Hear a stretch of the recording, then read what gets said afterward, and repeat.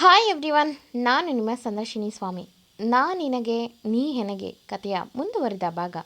ಅದಕ್ಕೂ ಮೊದಲು ನನ್ನ ಕಥೆಗಳು ನಿಮಗೆ ಇಷ್ಟವಾಗಿದ್ದರೆ ತಪ್ಪದೆ ಕಮೆಂಟ್ ಮಾಡಿ, ಲೈಕ್ ಮಾಡಿ, ಶೇರ್ ಮಾಡಿ. ಹಾಗೆ ನನ್ನ ಚಾನಲ್ಗೆ ಹೊಸಬರಿದ್ದರೆ ಸಬ್ಸ್ಕ್ರೈಬ್ ಆಗಿ ಪಕ್ಕದಲ್ಲಿರುವ ಬೆಲ್ಲೈಕನ್ನ ಕ್ಲಿಕ್ ಮಾಡಿ. ಇದರಿಂದ ನನ್ನೆಲ್ಲ ಕಥೆಗಳ ನೋಟಿಫಿಕೇಷನ್ ನಿಮಗೆ ಸಿಗುತ್ತೆ. ಸೊ ಬನ್ನಿ ಕಥೆಯ ಮುಂದುವರಿದ ಭಾಗನ ನೋಡೋಣ. ಎಪಿಸೋಡ್ 91. ಇಂದಿನ ಸಂಚಿಕೆಯಲ್ಲಿ ಅಮರ್ ತಾಯಿ ಅಜ್ಜಿ ಬಗ್ಗೆ ತಲೆ ಕೆಡಿಸ್ಕೋಬೇಡ. ಸದ್ಯ ನಾವು ಮೊಮ್ಮಗು ಅಂತ ಎಷ್ಟು ದಿನ ಕಾಯಬೇಕು ಎಂದು ಯೋಚನೆ ಆಗಿತ್ತು. ಅಂತೂ ಆ ದೇವರು ಮೊದಲೇ ಅದನ್ನು ಕೊಟ್ಟಿದ್ದಾನೆ ಎಂದು ಖುಷಿಯಾಗಿ ಹೋಗ್ತಾರೆ. ಅಮರ್ ತಂದೆ ಕೂಡ ಅವನ ಮುಂದೆ ನಿಂತು, ಇದು ತಲೆ ತಗ್ಸೋ ವಿಷಯ ಅಲ್ಲ ಕಣೋ, ಏನೋ ಮದುವೆ ಆದಮೇಲೆ ಆಗುವಂಥದ್ದು ಮೊದಲೇ ಆಗಿದೆ. ಆದರೂ ತಂದೆಯಾಗಿ ಈ ಮಾತು ಕೇಳಬಾರ್ದು. ಈ ತಪ್ಪಲ್ಲಿ ನೀನು ಮಾತ್ರ ಪಾಲುದಾರನಾ ಇಲ್ಲ ಆ ಹುಡುಗಿನೂ ಕೂಡನಾ ಎಂದರು ಅನುಮಾನದಲ್ಲೇ. ಮುಂದೆ ಅಮರ್ ತನ್ನ ತಂದೆ ಮಾತು ಕೇಳಿ ತುಸು ಅಸಮಾನದಲ್ಲೇ ಡ್ಯಾಡ್ ಎಂದು ಅಲ್ಲಿಂದ ಹೋಗ್ತಾನೆ. ಅವನ ಸೈಲೆಂಟ್ ಅಮರ್ ತಂದೆಗೆ ಯೋನದೇ ತಪ್ಪಿದೆ ಎಂದು ಕನ್ಫರ್ಮ್ ಮಾಡಿತು. ಇತ್ತ ಗೌತಮಿ ಇಂದು ಮುಖ ನೋಡಿ ದಾಮೋದರ್ ಕಡೆ ನೋಡಿ, ರೀ, ಇವ್ರಿಗೆ ಮಗು ಬೇಡ ಅಂದರೆ ನಾವೇ ತಗೊಳ್ಳೋಣ, ಮುಂದೆ ಬೇಕಾದರೆ ಮಕ್ಕಳಾದರೆ ಇವ್ರಿಗೆ ವಾಪಸ್ ಕೊಡೋಣ ಎಂದಳು. ದಾಮೋದರ್, ಈಗ ಈ ಮಾತೆಲ್ಲ ಯಾಕೆ, ಮೊದಲು ಇಂದುನ ಮನೆ ಕರ್ಕೊಂಡು ಹೋಗೋಣ ನಡಿ ಎಂದವನು ಇಂದು ಎಂದು ಎಚ್ಚರಿಸ್ದ. ಇಂದು ಸ್ವಲ್ಪ ಸಮಯದ ನಂತರ ಮೆಲ್ಲಗೆ ಎಚ್ಚರ ಆಗ್ತಾಳೆ. ಅವಳಿಗಿನ್ನೂ ಸುಸ್ತು ಇನ್ನೂ ಹೋಗಿರಲಿಲ್ಲ.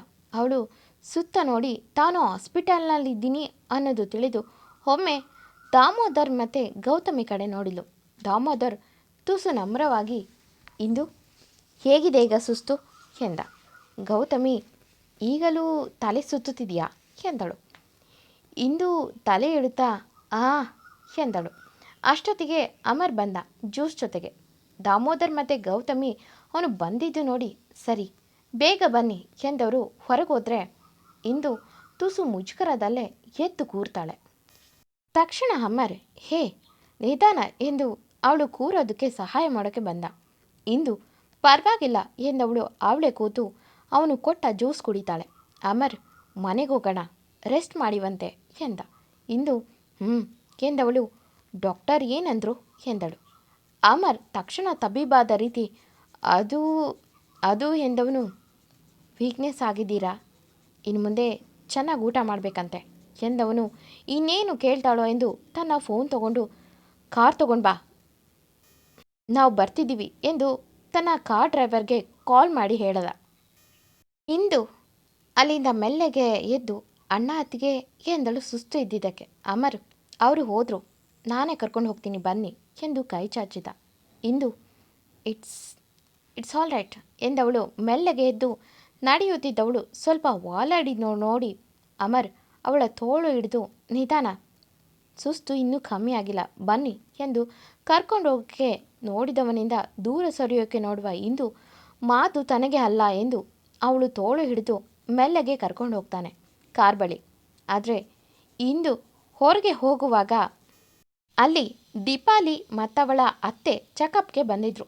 ಇಂದು ಸುಸ್ತಲ್ಲಿ ಹೋಗಿದ್ದು ನೋಡಿ ದೀಪಾಲಿ, ಅತ್ತೆ ಇಲ್ಲೇ ಇರಿ ಎಂದು ಅವಳು ಹೋಗೋದು ನೋಡಿದವಳು ಅವಳು ಯಾವ ರೂಮ್ನಿಂದ ಬಂದ್ಲು ಎಂದು ನೋಡಿದ್ರೆ ಅದು ಗೈನಕಾಲಜಿ ವಾರ್ಡ್ನಿಂದ. ಆ ಬೋರ್ಡ್ ನೋಡಿದ ದೀಪಾಲಿ ತುಸು ಬೇಗ ಬೇಗ ಹೆಜ್ಜೆ ಇಟ್ಟವಳು ಒಂದೇ ಉಸುರಿಗೆ ಅಲ್ಲಿಯ ಡಾಕ್ಟರ್ ಡೋರ್ ಪುಷ್ ಮಾಡಿ ಮೇಡಮ್ ಎಂದಳು. ಅವಳು ತುಸು ಉಪ್ಪಿದ ಹೊಟ್ಟೆಯಲ್ಲಿ ಮುಖದ ತುಂಬೆಲ್ಲ ಬೆವರಿ ಇರೋದು ನೋಡಿದ ಡಾಕ್ಟರ್, ಏನಾಯ್ತಮ್ಮ, ಯಾಕಿಷ್ಟು ಬೆವರ್ತಿದ್ಯಾ ಎಂದವರು. ಕೂತ್ಕೋ ಎಂದು, ಏನಾದರೂ ನೋವಿದ್ಯಾ ಎಂದರು ತುಸು ಕಾಳಜಿಯಿಂದ. ದೀಪಾಲಿ ಡಾಕ್ಟರ್ ಟೇಬಲ್ ಮೇಲೆ ಇದ್ದ ಗ್ಲಾಸ್ ನೀರಿನ ಕಡೆ ನೋಡಿದ್ಲು. ಡಾಕ್ಟರ್ ಅವಳ ಕಣ್ಣು ಸಣ್ಣ ನೋಡಿನೇ ತಗೋ ಎಂದು ಕುಡಿಯೋಕೆ ನೀರು ಕೊಟ್ಟರು. ದೀಪಾಲಿ ಆ ನೀರು ಕುಡಿದು ಜೋರಾದ ಉಸಿರು ಚೆಲ್ಲಿ, ಡಾಕ್ಟರ್ ಕೂತ್ಕೋಬಹುದಾ ಇಲ್ಲಿ ಎಂದಳು. ಆ ಡಾಕ್ಟರ್ ಎಂದು ಕತ್ತಾಡಿಸಿ, ಏನಾಗ್ತಿದ್ಯಮ್ಮ ಎಂದರು. ದೀಪಾಲಿ ತನ್ನ ಹೆಸರು ಹೇಳಿ, ಇಲ್ಲಿ ಈಗಷ್ಟೇ ಹೋದ ಹುಡುಗಿ, ಅದೇ ಇಂದು ಅವರಿಗೆ ಏನಾಗಿದೆ ಎಂದಳು. ಡಾಕ್ಟರ್ ಸ್ವಲ್ಪ ಅನುಮಾನದಲ್ಲಿ, ಯಾಕೆ ಆ ಹುಡುಗಿ ನಿನಗೆ ಗೊತ್ತಾ ಎಂದರು. ದೀಪಾಲಿ, ಎಸ್, ಅವಳು ನನ್ನ ಫ್ರೆಂಡು, ಮಾತಾಡಿಸೋಣ ಅನ್ನೋಷ್ಟರಲ್ಲಿ ಕಾರು ಮೂವ್ ಆಯಿತು. ಹೇಳಿ ಡಾಕ್ಟರ್, ಏನಾಗಿದೆ ಅವಳಿಗೆ ಎಂದಳು ತುಸು ಅವಸರದಲ್ಲೇ.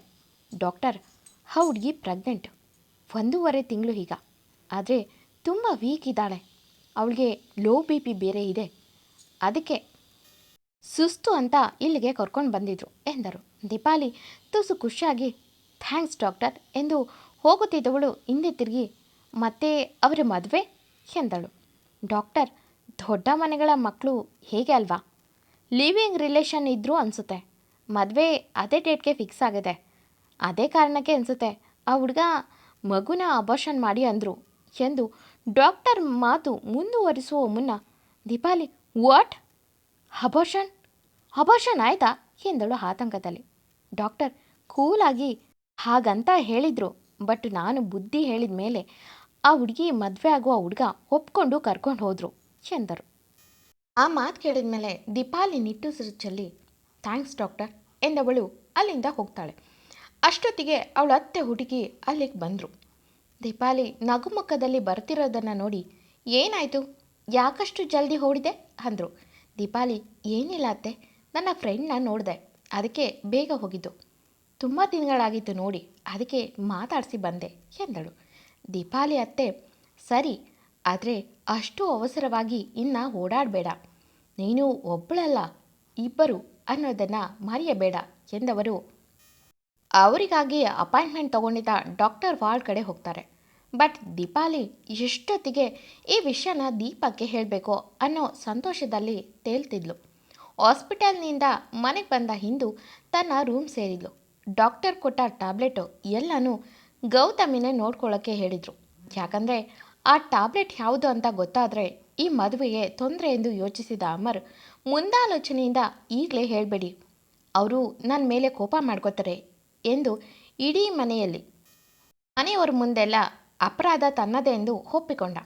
ದಾಮೋದರ್, ಏನೋ ಒಂದು ನನ್ನ ತಂಗಿ ಹೀಗಾದರೂ ಈ ಮನೆ ಸೊಸೆಯಾಗಿ ಮಹಾರಾಣಿ ಥರ ಇರಲಿ ಎಂದು ಸುಮ್ಮನಾದ. ಆದರೆ ಅಮರ್ ತಲೆಯಲ್ಲಿ ಬೇರೇನೇ ಹೊಡ್ತಿತ್ತು. ಇತ್ತ ದೀಪಾಲಿ ಮನೆಗೆ ಬಂದವಳು ದೀಪಕ್ಕೆ ಕಾಲ್ ಮಾಡಿ ನಮ್ಮ ಪ್ಲ್ಯಾನ್ ವರ್ಕ್ ಆಗಿದೆ ದೀಪ್ ಎಂದವಳ ಸಂತೋಷಕ್ಕೆ ಪಾರನೇ ಇಲ್ಲ. ದೀಪ ಕೂಡ ಏನೋ ಯೋಚಿಸಿ ಖುಷಿಯಾದರೂ ತಕ್ಷಣ ದೀಪ, ಎಲ್ಲ ಓಕೆ, ಆದರೆ ಈಗ ಹೇಗೆ ಡೀಲ್ ಮಾಡೋದು ಮುಂದೆ ಅನ್ನೋದು ಇಬ್ಬರು ಕೂತು ಇದ್ರ ಬಗ್ಗೆ ಯೋಚಿಸೋಣ ಎಂದು ಹೇಳಿ ಅಲ್ಲಿಯವರೆಗೂ ಈ ವಿಷಯ ಯಾರಿಗೂ ಹೇಳಬೇಡ ಎಂದ. ದೀಪ ಓಕೆ ಎಂದವಳ ಮನಸ್ಸು ತಡಿಲಿಲ್ಲ. ಅವತ್ತು 4-5 ಥರ ಸ್ವೀಟ್ ಮಾಡಿಸಿ ಸಂಜೆ ಅಗಸ್ತ್ಯ ಬರೋದನ್ನೇ ಕಾದಿದ್ಲು. ಎಂದಿನಂತೆ ಆಫೀಸ್ ಕೆಲಸ ಮುಗಿಸಿ ಮನೆಗೆ ಬಂದ ಅಗಸ್ತ್ಯನಿಗೆ ದೀಪ ಎಲ್ಲ ಥರದ ಸ್ವೀಟ್ ಬಡಿಸಿದ್ಲು. ಅಗಸ್ತ್ಯ, ಯಾಕಕ್ಕ ಇಷ್ಟು ಸ್ವೀಟ್ ಎಂದನಗುತ್ತಾ. ದೀಪ ಮನದಲ್ಲೇ ಸಂಭ್ರಮ ಪಡುತ್ತಾ, ಸುಮ್ಮನೆ ತಿನ್ನು, ಇದೆಲ್ಲ ನಿನಗಿಷ್ಟ ಅಲ್ವಾ ಎಂದು ಬಡಿಸಿದ್ಲು. ದೀಪ ಸಂತೋಷವಾಗಿರೋದನ್ನು ನೋಡಿದ ಅಗಸ್ತ್ಯನಿಗೆ ಸಿಹಿ ತಿನ್ನುವ ಆಸೆ ಇಲ್ಲದಿದ್ದರೂ ತನ್ನ ಅಕ್ಕನ ಸಲುವಾಗಿ ತಿಂದ. ದೀಪಕ್ಕಿಬ್ಬರು ಕೂತು ಯೋಚಿಸಿದ್ರು ಮುಂದೆ ಹೇಗೆ ಎಂದು. ಇತ್ತ ದಿನ ಹುರುಳಿದಂತೆ ಅಮರ್ ಮತ್ತು ಇಂದು ಮದುವೆ ಡೇಟ್ ಕೂಡ ಹತ್ತಿರ ಬಂದಿತ್ತು. ದಿನ ಕಳೆದಂತೆ ಇಂದುಗೆ ತುಸು ಲೈಟ್ ಆಗಿ ವಾಮಿಂಟ್ ಆಗೋಕ್ಕೆ ಶುರುವಾಯಿತು. ಇಂದು ಯಾಕೀಗೆ ನನ್ನ ಆರೋಗ್ಯ ಹದಗೆಟ್ಟಿದೆ ಎಂದು ಯೋಚಿಸುವಾಗ ಗೌತಮಿ ಟ್ಯಾಬ್ಲೆಟ್ ಹಿಡಿದು ಬಂದಳು. ಇಂದು, ಅತ್ತಿಗೆ, ದಿನಕ್ಕೆ 6-7 ಮಾತ್ರೆ ಕೊಡ್ತೀರಾ? ಯಾಕೆ ಈ ಮಾತ್ರೆ ಯಾವುದಕ್ಕೆ ಕೊಡ್ತಿದ್ದೀರಾ? ಇತ್ತೀಚೆಗೆ ಯಾಕೋ ವಾಮಿಂಟ್ ಆಗುತ್ತಿದೆ, ಅದಕ್ಕೆ ಕಾರಣ ಈ ಮಾತ್ರೆನಾ ಎಂದಳು ಅನುಮಾನದಲ್ಲೇ. ಗೌತಮಿ, ಇಲ್ಲಮ್ಮ, ಹಾಗೇನೂ ಇಲ್ಲ, ಇವು ನಿನ್ನ ವಿಟಮಿನ್ಸ್ ಮಾತ್ರೆಗಳು. ಡಾಕ್ಟರ್ ನೀನು ತುಂಬ ವೀಕ್ ಇದೆಯಾ ಅಂತ ಬರ್ದು ಕೊಟ್ಟಿರೋದು. 1-2 ತಿಂಗಳು ತಗೋಬೇಕಂತೆ, ಆಮೇಲೆ ಬೇಡ ಎಂದರು. ಇಂದು ಗೌತಮಿ ಕೊಟ್ಟ ಟ್ಯಾಬ್ಲೆಟ್ ತಗೋತಾ, ಆದರೂ ನೀವೇ ಯಾಕೆ ಕೊಡ್ತಿದ್ದೀರಾ? ನಾನೇ ತಗೋತೀನಿ, ಅವೆಲ್ಲ ಇಲ್ಲೇ ಇಡಿ ಎಂದಳು. ಗೌತಮಿ, ಅದು ನೀನು ಮದುವೆ ಗಡಿಬಿಡಿಯಲ್ಲಿ ಎಲ್ಲಿ ಮರಿತೀಯೋ ಅಂತ ಅಜ್ಜಿ ಆರ್ಡರ್ ಮಾಡಿದ್ದಾರೆ, ಅವ್ರ ಮಾತು ಮೀರೋಕ್ಕೆ ಆಗುತ್ತಾ ಎಂದಳು. ಇಂದು ಮದುವೆ ಸಂಭ್ರಮ ಎಂದು ನಿಟ್ಟುಸಿರು ಚೆಲ್ಲಿದವಳು, ಹಾಗೇನೂ ಇಲ್ಲ, ನನ್ನ ಆರೋಗ್ಯದ ಕಾಳಜಿ ನನಗೂ ಇದೆ. ನಾಳೆಯಿಂದ ಪೂರ್ತಿ ಡಾಕ್ಟರ್ ಕೊಟ್ಟಿರೋ ಅಷ್ಟು ಮಾತ್ರೆನ ಇಲ್ಲೇ ತನ್ನಿ, ಇನ್ನು ಮುಂದೆ ನಾನೇ ತಗೋತೀನಿ ಎಂದವಳು ಗೌತಮಿ ಮಾತನ್ನು ನಂಬಲ್ಲ ಎನ್ನುವಂತೆ ಮುಖ ಮಾಡಿದ್ಲು. ಗೌತಮಿ ಮನದಲ್ಲೇ ಶೂಳು ತಗೊಂಡು ಬಾ ಅಂತಾಳೆ, ಅವನು ತೋರಿಸೋ ಆಗಿಲ್ಲ ಅಂತಾನೆ. ಅವನು ಯಾಕಿಗೆ ಈ ಹುಡುಗಿಗೆ ಗೊತ್ತಿಲ್ಲದೆ ಮಾಡಿದ್ನೋ. ಇನ್ನು ಸ್ವಲ್ಪ ದಿನ ನಾವು ಎಷ್ಟೇ ಮುಚ್ಚಿಟ್ರೂ ಅವಳಿಗೆ ವಿಷಯ ಗೊತ್ತಾಗುತ್ತೆ. ಆಗ ಇವಳು ಹೇಗೆ ರಿಯಾಕ್ಟ್ ಆಗ್ತಾಳೋ. ಅದಕ್ಕೆ ಅನಿಸುತ್ತೆ ಅಮರ್ ವಿಷಯ ಮುಚ್ಚಿಟ್ಟು ಮದುವೆ ಮಾಡ್ಕೊಳ್ಳೋಕ್ಕೆ ನಿರ್ಧಾರ ಮಾಡಿದ್ದಾನೆ. ಇವಳು ನೋಡಿದ್ರೆ ನಮ್ಮ ಮೇಲೇ ಅನುಮಾನ ಪಡ್ತಿದ್ದಾಳೆ ಎಂದು ಮನದಲ್ಲೇ ಗೊಣಕೊಂಡ್ಳು. ಆದಷ್ಟು ಕಾಯಿಸಲ್ಲ, ಇಬ್ಬರು ಭೇಟಿ ಮಾಡಿಸುವ. ಎಂದಿನಂತೆ ಈ ಕತೆ ಮುಂದುವರಿಯೋದು. ಈ ಕತೆ ನಿಮಗೆ ಇಷ್ಟವಾಗಿದ್ದರೆ ತಪ್ಪದೆ ಕಮೆಂಟ್ ಮಾಡಿ, ಲೈಕ್ ಮಾಡಿ, ಶೇರ್ ಮಾಡಿ. Thank you for watching.